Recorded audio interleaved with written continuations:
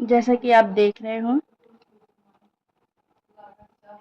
ये हमारी त्वचा के हेयर होते हैं जो कि हमारी त्वचा के अंदर तक, मतलब इसकी रूट, जो हमारे हेयर निकलते हैं ना हाथों में, पैरों में, तो वो हेयर की रूट लास्ट तक होती है। जो हमारी त्वचा की लास्ट लेयर होती है वहां तक होती है हेयर की रूट। तो जैसे कि इसमें डिफरेंट डिफरेंट कलर है, उसके वजह से आप समझ जाओगे। देखो, त्वचा हमारी ने 3 पार्ट में डिवाइड होती है, एपिडर्मिस, डर्मिस और हाइपोडर्मिस। ठीक है, एपिडर्मिस हमारी आउटर लेयर होती है, डर्मिस मिडिल और हाइपोडर्मिस इंटरनली इंटरनल लेयर होती है। ठीक है, तो जैसे एपिडर्मिस है, एपिडर्मिस में फर्स्ट लेयर किसकी होती है? स्ट्रेटम कार्नियम की होती है। स्ट्रेटनम स्ट्रेटम कार्नियम क्या करता है?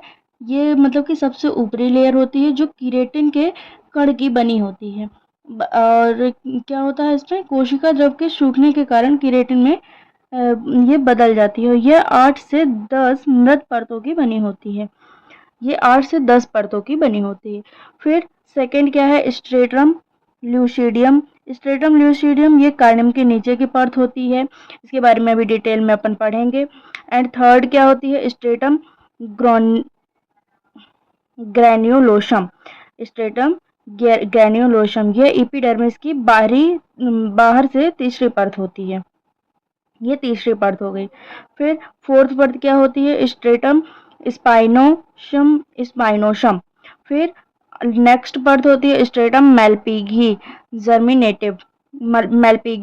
मेलपिगियन नलिका जो होती है ना, और ये जर्मिनेटिव भी होती है, मतलब इसको जर्मिनेटिव भी अपन बोल सकते हैं।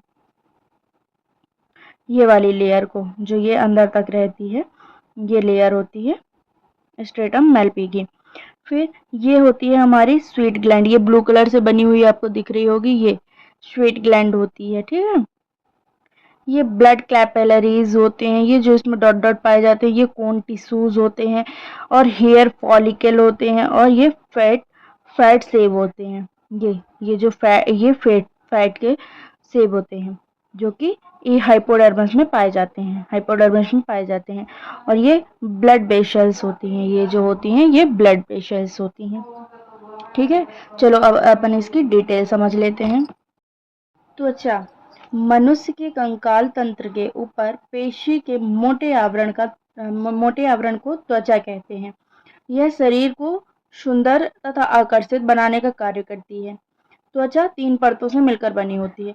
और इसमें से जिसको भी आपको पता हो त्वचा के कार्य क्या होते हैं, त्वचा हमारे लिए क्या करती है, प्लीज कमेंट बॉक्स में कमेंट करिएगा। त्वचा 3 परतों से मिलकर बनी होती है, एपिडर्मिस, डर्मिस, हाइपोडर्मिस। ठीक है, तो एपिडर्मिस में कितनी 5 लेयर होती हैं अपन ने अभी देखा ना, stratum corneum, stratum lucidum, stratum granulosum, stratum spinosum, stratum malpighii. ठीक है, तो ये एपिडर्मिस जो होती है ऊपरी परत, तो 5 परतों से मिलकर बनी होती है। स्ट्रेटम कार्नियम यह त्वचा की सबसे ऊपरी लेयर होती है जो स्ट्रेटम ल्यूसीडियम से बनती है। इस लेयर में कीरेटिन के कण पाए जाते हैं जो वास्तव में एलिडीन युक्त कोशिका द्रव के सूखने के कारण कीरेटिन में बदल जाते हैं। जो एलिडीन के कोशिका द्रव होते हैं, कोशिका द्रव जो होते हैं, ये वो एलिडीन युक्त होते हैं, जब वो सूख जाते हैं तो किसमें? कीरेटिन में बदल जाते हैं। यह 8 से 10 मृत परतों से बनी होती है। फिर सेकेंड परत है स्ट्रेटम ल्यूसीडियम।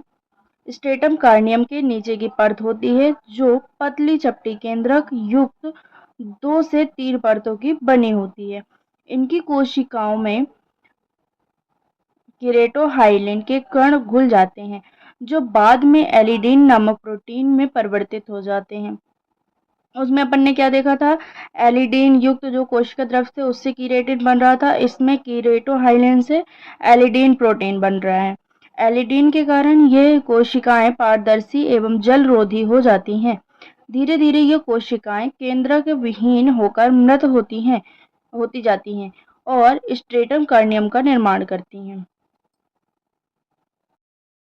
स्ट्रेटम ग्रेन्युलोसम यह एपिडर्मिस की बाहर की तीसरी परत है जो 6 से 7 कोशिकीय परतों की बनी होती है। इसकी कोशिका के कोशिका द्रव में कीरेटोहाइलिन के कण पाए जाते हैं, जो कि किससे एलिडेन से बने होते हैं। स्ट्रेटम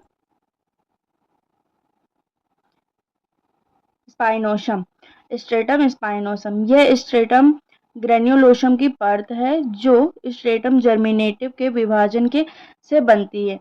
यह 6 से 7 कोशिकीय स्तरों की बनी होती है।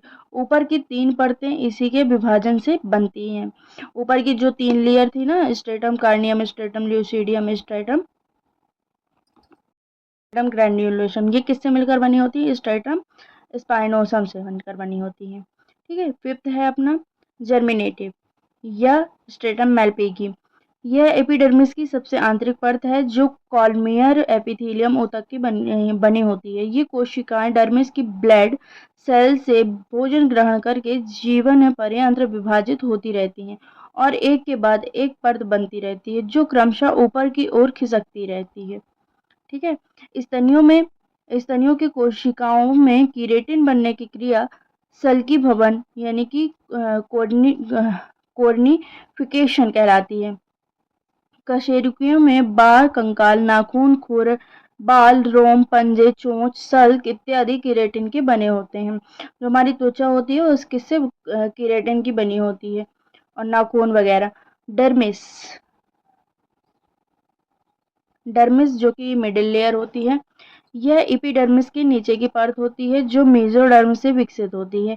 इस परत में संयोजी ऊतक का कोन टिश्यू का जमाव होता है जिसके अंदर हेयर फॉलिकल धसी हुई अवस्था में पाई जाती हैं। बालों को पोषण इन्हीं के माध्यम से मिलता है। डर्मिस लेयर में ही स्वीट